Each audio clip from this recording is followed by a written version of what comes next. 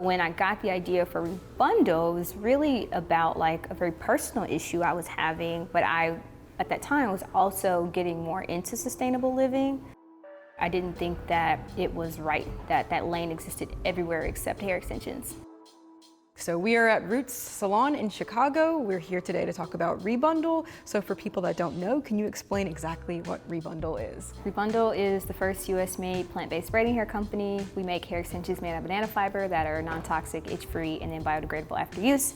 We're really tackling the itchiness and wastefulness issues in the hair extensions industry. Tell me why this was a product that you wanted to create.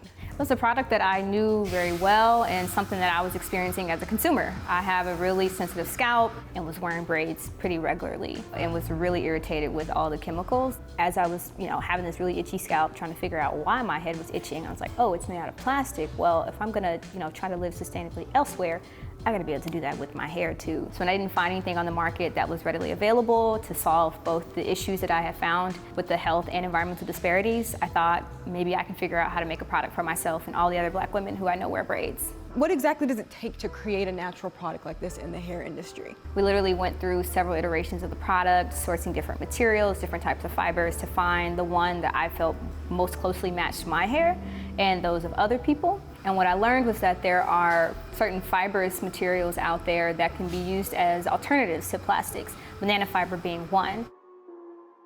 In terms of recycling or getting rid of it, what's that process look like? It looks like composting it with local yard waste. It's a biomaterial that comes from the stem of banana trees, so you can discard it with your rest of your yard waste. That's pretty interesting. I never thought that there'd be a day where it's like, oh, here are my eggshells, here's my banana peels, and also here's my braided hair. So that's a stark contrast to what happens to other hair extensions because you have the plastics on one end, which we estimate that nearly 30 million pounds are going to landfills each year in the US alone. Or you have the human hair, which can be compostable, but there are certain chemicals that may be added that could prevent it from biodegrading or at least prolong that biodegradation time period.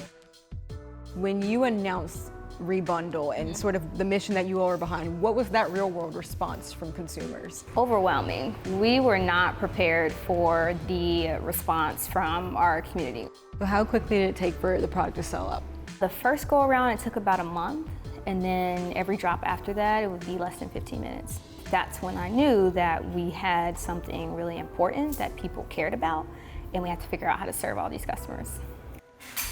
I have quite a few clients who may have like seborrheic dermatitis, psoriasis. It's talk about having an itchy scalp. And generally it was activated whenever we were using synthetic fibers on their hair, that have been like pre-treated or they're made from like acrylics and plastics and things like that. Like there's articles out that talk about how synthetic hair essentially should be illegal, to use, in people's hair. The first time I had my hair braided, I ended up breaking out in a rash probably 2 weeks after having my hair braided.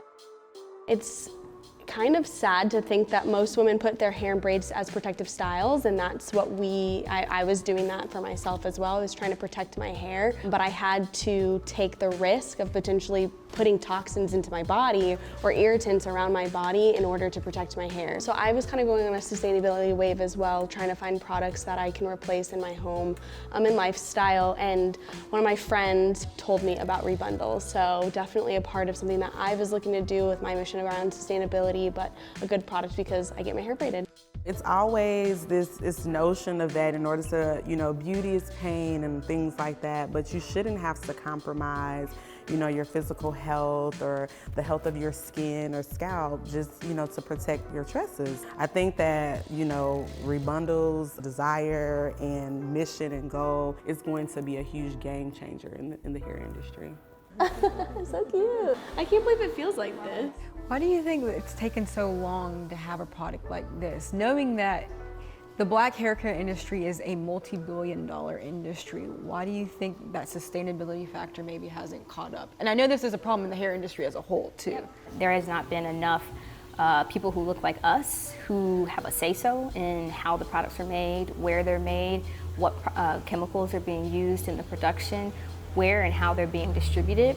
And so has not been a lot of accountability or voice of reason behind some of the decisions being made in the industry.